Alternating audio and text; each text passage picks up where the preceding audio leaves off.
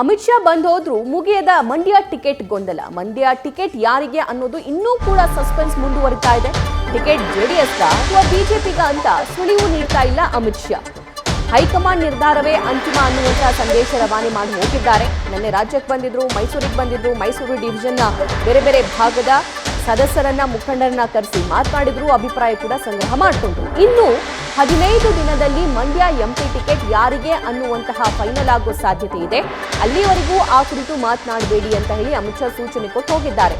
ನಿನ್ನೆ ಸಭೆಯಲ್ಲಿ inside details news ಫಸ್ಟ್ಗೆ ಲಭ್ಯವಾಗಿದೆ.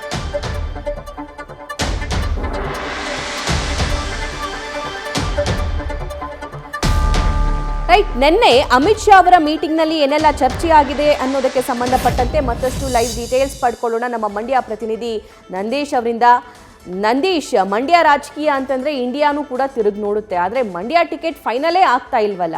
ನಿನ್ನೆಯ ಸಭೆಯಲ್ಲಿ ಏನೆಲ್ಲ ಚರ್ಚೆ ಆಗಿದೆ, ಡೀಟೇಲ್ಸ್ ನೀಡ್ತಾ ಹೋಗೋದಾದ್ರೆ. ಖಂಡಿತ ಸಭಾ, ನಿನ್ನೆಯಷ್ಟೇ ಮೈಸೂರು ಪ್ರವಾಸ ಕೈಗೊಂಡಿದ್ದಂತಹ ಕೇಂದ್ರ ಗೃಹ ಸಚಿವ ಅಮಿತ್ ಶಾ ಅವರು ಒಂದು ಫೈನಲ್ ಮಾಡ್ತಾರೆ. ಅಂದರೆ 4 ಲೋಕಸಭಾ ಕ್ಷೇತ್ರಗಳ ಟಿಕೆಟನ್ನು ಫೈನಲ್ ಮಾಡ್ಬೋದು, ಆ ಬಗ್ಗೆ ಒಂದಷ್ಟು ಸುಳಿವನ್ನು ಕೂಡ ಕೊಡ್ಬೋದು ಎಂಬ ಲೆಕ್ಕಾಚಾರ ಇತ್ತು. ಆದರೆ ಅಮಿತ್ ಶಾ ಎಂಟ್ರಿ ಬಳಿಕವೂ ಕೂಡ ಮಂಡ್ಯ ಮೈತ್ರಿ ಟಿಕೆಟ್ ಗೊಂದಲ ಮುಂದುವರೆದಿದೆ ಅಂತಲೇ ಹೇಳ್ಬೋದು. ಅದರಲ್ಲೂ ಕೂಡ ಪ್ರಮುಖವಾಗಿ JDS-ಗ BJP-ಗ ಇದೇ ಪ್ರಶ್ನೆಗಳು ಉದ್ಭವ ಆಗ್ತಾ ಇದೆ. ಒಂದು ಕಡೆ JDS ನಮಗೆ ಮಂಡ್ಯ ಲೋಕಸಭಾ ಕ್ಷೇತ್ರ ಸಿಗುತ್ತೆ, ನಮ್ಮವರೇ ಅಭ್ಯರ್ಥಿ ಆಗ್ತಾರೆ ಎಂಬ ಮೂಲಕ ಬಹಳಷ್ಟು ವಿಶ್ವಾಸದಲ್ಲಿದ್ದಾರೆ. ಮತ್ತೊಂದು ಕಡೆ JDS-ಗೆ ಟಕ್ಕರ್ ಕೊಡುವ ನಿಟ್ಟಿನಲ್ಲಿ ಟಿಕೆಟ್ಗಾಗಿ ಪೈಪೋಟಿಯನ್ನು BJP ನಾಯಕರು ನಡೆಸ್ತಾ ಇರುವಂಥದ್ದು. ಅದರಲ್ಲೂ ಕೂಡ ಪ್ರಮುಖವಾಗಿ ಹಾಲಿ ಸಂಸದೆ, ಪಕ್ಷೇತರ ಸಂಸದೆಯಾಗಿರುವಂತಹ ಸುಮಲತಾ ಅವರು BJP ಟಿಕೆಟ್ ನನಗೆ ಲಭಿಸುತ್ತೆ ಎಂಬ ನಂಬಿಕೆಯಲ್ಲಿದ್ದಾರೆ. ಆ ನಿಟ್ಟಿನಲ್ಲಿ ಹಲವಾರು ನಾಯಕರನ್ನ ಚರ್ಚೆ ಮಾಡ್ತಾ ಇದ್ದಾರೆ. ಮತ್ತೊಂದು ಕಡೆ ಇಲ್ಲಿನ ಸ್ಥಳೀಯ ನಾಯಕರಾಗಿರುವಂತಹ ಡಾಕ್ಟರ್ ಸಿದ್ದರಾಮಯ್ಯ ಅವರು ಕೂಡ ಮತ್ತೊಮ್ಮೆ ನನಗೆ ಟಿಕೆಟ್ ಅನ್ನು ಕೊಡಲೇಬೇಕು ಎಂಬ ಮೂಲಕ ಪಟ್ಟನ್ನು ಹಿಡಿದಿರುವಂಥದ್ದು. ನಿನ್ನೆ ಅಮಿತ್ ಶಾ ಅವರ ನೇತೃತ್ವದಲ್ಲಿ ನಡೆದಂತಹ ಕ್ಲಸ್ಟರ್ ಸಭೆಯಲ್ಲೂ ಕೂಡ ಅದೇ ವಿಚಾರ ಚರ್ಚೆ ಆಗ್ತು. ಅಮಿತ್ ಶಾ ಅವರ ಮುಂದೆನೆ ತಮಗೆ ಟಿಕೆಟ್ ಅನ್ನು ಕೊಡಬೇಕು ಅಂತ ಸಿದ್ದರಾಮಯ್ಯನವರು ಹೇಳಿದ್ರೆ, ಮತ್ತೊಂದು ಕಡೆ ಕೆಲ BJP ನಾಯಕರು ಸುಮಲತಾ ಅವರಿಗೆ ಟಿಕೆಟ್ ಅನ್ನು ಕೊಟ್ಟರೆ ಬಹಳಷ್ಟು ಅನುಕೂಲ ಆಗುತ್ತೆ, JDS-ಗೆ ಬಿಟ್ಟು ಕೊಡುವುದು ಬೇಡ ಎಂಬ ಮಾತುಗಳನ್ನ ಹೇಳಿದ್ರು. ಎಲ್ಲವನ್ನು ಕೂಡ ಸಮಾಧಾನವಾಗಿಯೇ ಆಲಿಸಿದಂತಹ ಅಮಿತ್ ಶಾ ಅವರು ಒಂದು ಖಡಕ್ ಸಂದೇಶವನ್ನು ಕೊಟ್ಟಿರುವಂಥದ್ದು. ಅಂದ್ರೆ ಇದರ ಬಗ್ಗೆ ಯಾರೂ ಕೂಡ ಸದ್ಯಕ್ಕೆ ಮಾತನಾಡಬೇಡಿ, ಇನ್ನು 15 ದಿನಗಳಲ್ಲಿ ಯಾರಿಗೆ ಟಿಕೆಟ್ ಎಂಬುದು ಘೋಷಣೆ ಆಗುತ್ತೆ, ಅಲ್ಲಿವರೆಗೂ ಕೂಡ ಎಲ್ಲರೂ ಕೂಡ ಸುಮ್ಮನೆ ಇರಬೇಕು ಎಂಬ ಮೂಲಕ ಸಂದೇಶವನ್ನು ಕೊಟ್ಟಿರುವಂಥದ್ದು.